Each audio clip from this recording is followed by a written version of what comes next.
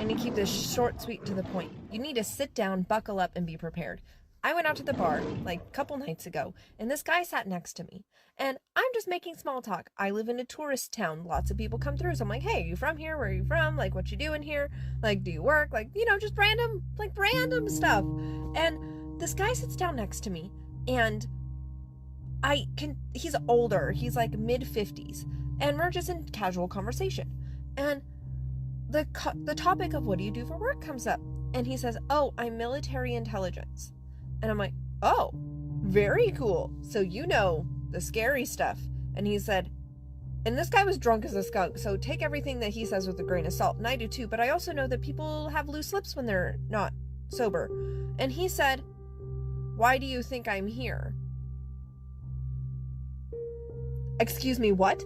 He's looking off just like this, and he says, people are gonna start killing each other soon.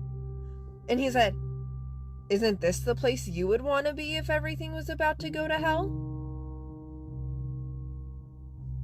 I beg your finest pardon, sir? The conversation didn't last long, and he was so sloshed that it was hard to really comprehend anything he said. It sounded like he had a foreign accent of some sort, but at the same time, I couldn't tell. And he was just saying, things are about to get really bad, and this is the place I want to be. This is the best chance of survival.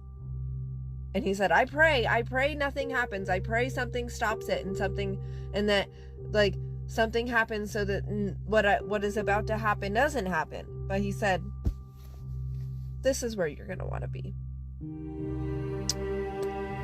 I'm terrified. But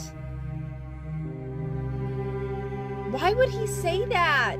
I mean, I know that Thiel is gone. He's gone to Argentina, and I mean, that raises its own alarm bells.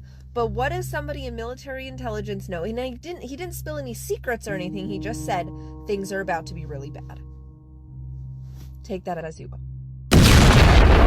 You all right?